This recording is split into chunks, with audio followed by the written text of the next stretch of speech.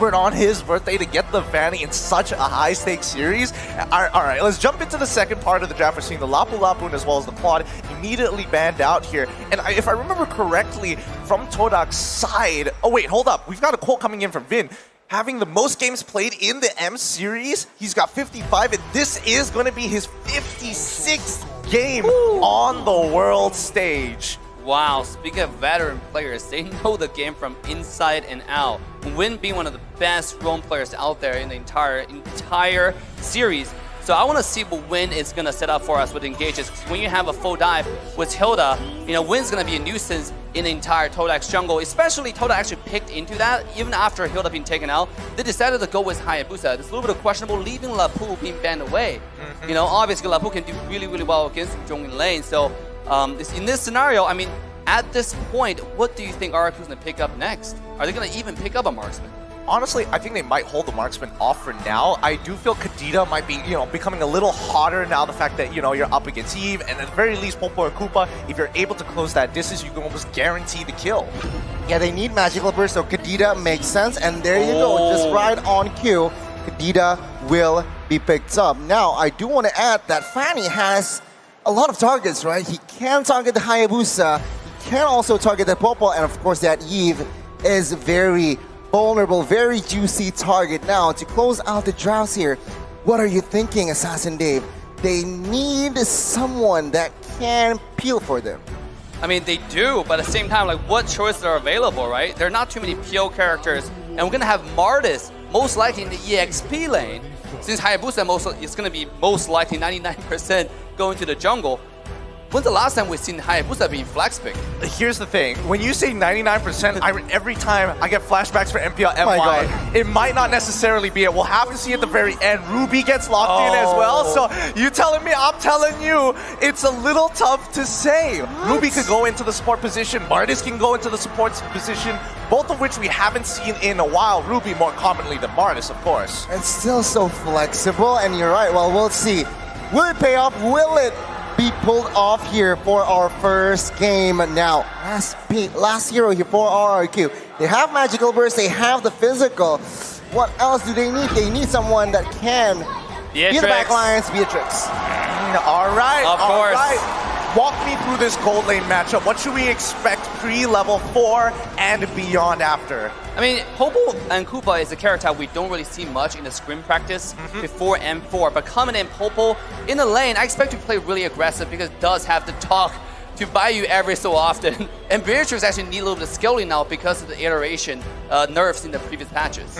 It does feel a little bit bad that, you know, Wesker doesn't hurt as much, so you can just take up over like one or two shots once you get like your first item. But, you know, things have changed. Imagine Popo and Koopa combined with the real world manipulation from Eve. That's gonna be an easy turn for Todak to take rrq.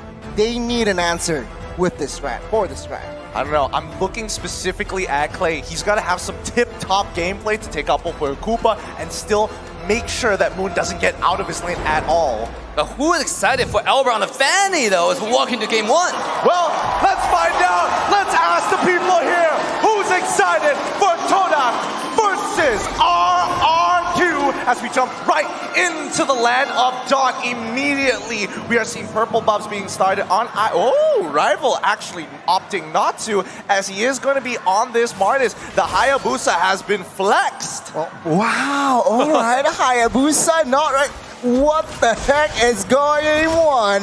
Chiku guys on the Hayabusa in the gold lane with that high and dry and executes. What do you think about this, Ass Dave? Todak always surprises us with their playstyle, with their switches, swaps. You can see Popo going to the gold lane, just bullying the Suzhong right now because of the range with the help of Yumski. And on the other side, Hayabusa was execute. Once you get level 4, if you do one combo, the execute can help you secure the kill. Oh, look, a little bit of jungle invade coming out from Win. Yeah, I mean, Vin is going right in deep. He needs to go through, but here comes Albert already with the steel cables looking for that first blood. He's able to flicker out of there as Vin walks out just in time. Clay manages to get just enough life, and Albert succeeds. Oh no, Rival succeeds in getting that Litho Wanderer. First blood rates as shown on screen, 87% and the majority leaning towards Todak. It shows, right, that rrq, we know rrq as a very aggressive team, but Todak in M4, it's actually them who has a 87% first blood rate. So that speaks volume while Todak responding, yeah, you want to play early game? Let me play early game. Let's see though. Albert here is struggling almost 2 minutes in, has not reached level 4. What's stressing me out right now is the fact that if we're looking at both sides of the map, for Todak, it is a slight disadvantage because Turtle is going to be spawning on that bottom side and Purple Buff is on the opposite side of the map. Yeah, but at the same time, look at Todak. They're all in position and have more level 4 approaching this first turtle. Look at Rival is already getting on that bottom side though. Yep, they find the initial catch and immediately Black Dragon secures the kill onto Momo. That's first blood as Moon now in trouble, flickering out of the way under the turret as Rival finds the King of Shore Sky Guardian. They're going to be locking him down, finding the trade immediately. A quick execute. Clay still holding on. He still has his ultimate. If they walk up too close, it could be danger for Rival. They're sniffing him out as Albert has his purple buff and starting to walk down towards Turtle's side. Bin continuing to harass as much as he can, but here we go. Steel cables already out. The real moment manipulation comes through. Knocks up two. Already gets it. Here comes Clay. Securing the Turtle and Martis in one fell swoop. Momo is not going to let that slide though as he continues to shoot them down one by one. R7 in the middle of the fight too. Doesn't want to get involved anymore. There's just too many numbers as they back away.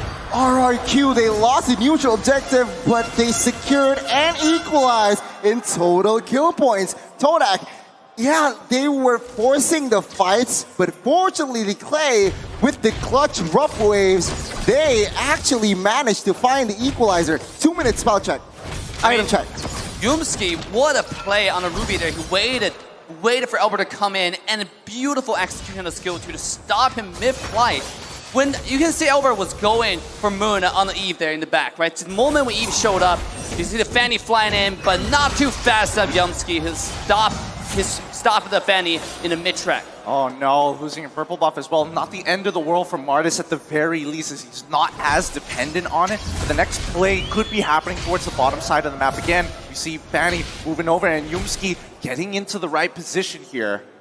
Well, it seems like Chiku guys also secured his Thunder Strike. What it does adds movement speed and penetration, so perhaps he might go crazy the next 2 minutes, but take a look at the mid side here. Yeah, they find the initial hit on towards Bin, but he's not the priority target here as the real world manipulation comes on in. Bin jumps in, moves in. My God! Into the rough waves, another beautifully laid combo. Moon cannot respond.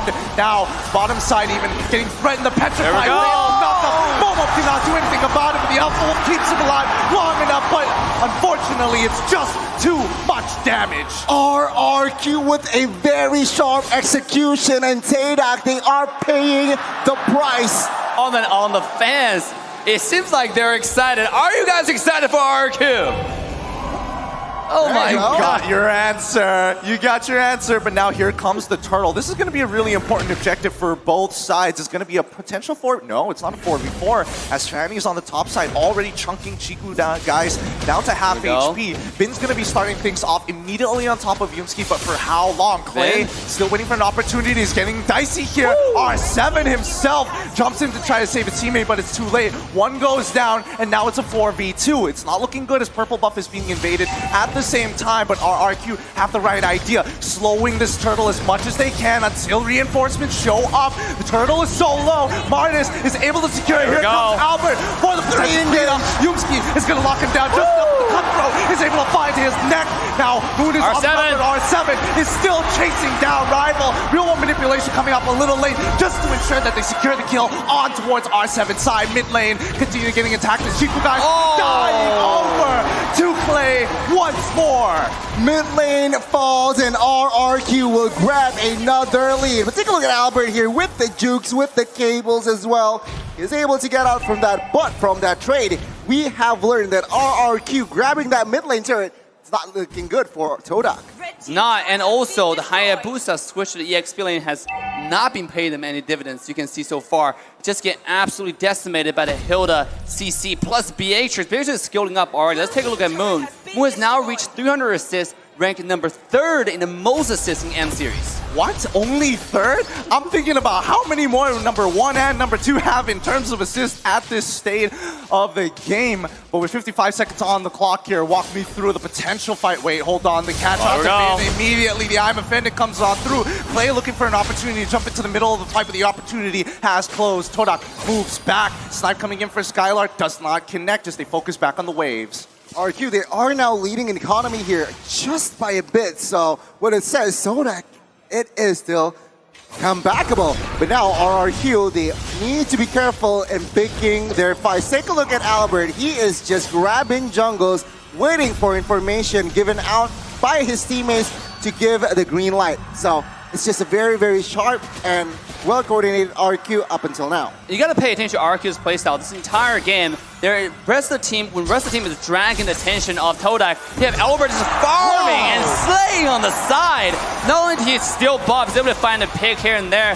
This guy is absolutely popping off today. Oh, he got Chiku on a really good timing while he's clearing the wave, and he didn't have the Oki shadow kill, so really nicely played coming in for Albert. This is going to relieve a lot of pressure on that back line. Now let's see, Turtle is going to be started up. Finn once again being in that front line, trying to bait out as many abilities as possible, but R7 pushing out that mid lane, forcing Todak to give this objective up. Rival, he's thinking about it. Does he want to jump on in to try for a steal? No, he backs off. There's nothing much that he can do at this point, with the Malefic Roar purchase coming in from Chiku, going back into his lane. They have to calm down. In hindsight, I thought it was really smart for that switch, but now I kind of don't see the point here. You have Hayabusa is so prio, but in the goal lane, but let's see an in-game. Rough waves coming up, Rival's too tanky. He's still holding on. How much more damage can he take? With the petrify, finds the kill with Albert following up. Albert! Real one manipulation already coming up. Moon is going to get knocked and instantly taken out by Skylar once again. Bang, bang, bang. 3 bodies in the land of Dawn, and rrq will expand their lead and space with 70 seconds for that first Lord to be up. rrq started off slow and steady, and now it's time to use everything they got to put a pedal to the metal.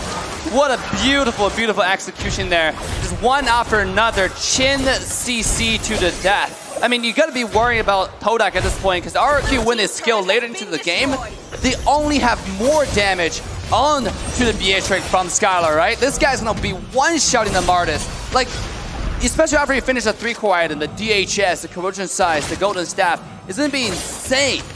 It's going to be a little too much indeed. Like, look at that. Yumski just eating it. He's too low. He's got to back off for now. But with this 4.4k lead coming in from rrq, they've been against this matchup against Todak multiple times. They know their habits, their even dirty little secrets. This is what I feel like. I'm not sure, but take a look at top side with the Petrify. Chiku, guys, with that shadow, no, quad shadow, can still escape. But I do want to touch on, the composition from Todak, they lack peel.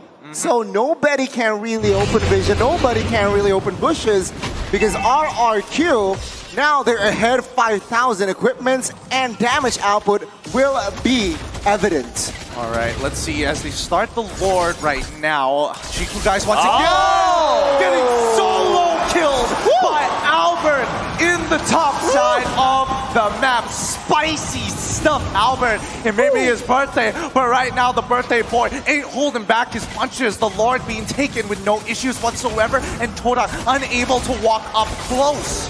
Yes, what a play there from Albert. See, when you have Hayabusa silent, the biggest problem is right now he's falling behind on split push. Right, the strength of Hayabusa is he can go in and out into different lanes, different situations. But in this case, the Hayabusa is kind of stuck in the side lane, so there's no surprises going to the rrq side. Personally, I want to speak to you, Dave, about this Hayabusa, right? You played a lot of it. You have many games. When should we expect this Hayabusa to really start popping off and actually participating in these fights? I mean, look at the Hayabusa's item. He still has not finished the Blade of Despair. Right now, who can he really kill? Right, Fanny is almost untouchable. Clay is always invisible, right? The moment he shows up is the moment you go to the dark screen, the black and white screen, right? Vin is unkillable as well, so and R7 is only going for a backline. At this point, the Hayabusa's value is only diminishing. And also, to add to that, take a look at the items. Fanny built Dreadnought armor for Hayabusa Shadow kills as well.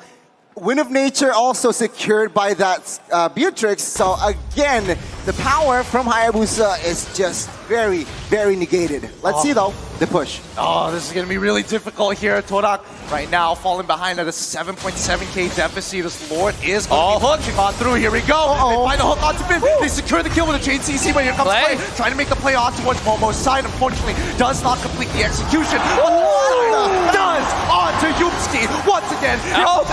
One-shotting Moon and getting back out perfectly as Nibiru's passion is already unleashed. Here comes Momo jumping into the middle of the fight as R7 opens things up and looking to zone them away. 2 members down, traded for 1, and an inhibitor turret falls into the hands of rrq, extending the lead, but he's not done with it yet. Winds of Nature already popped immediately, and that doesn't mean anything. Chiku, guys, unfortunately the OP Shadow Kill does not do much. A good defense, but a better offense here shown by rrq. They took the baser top side and they grabbed almost a 10,000 gold lead in economy. rrq, they are disciplined.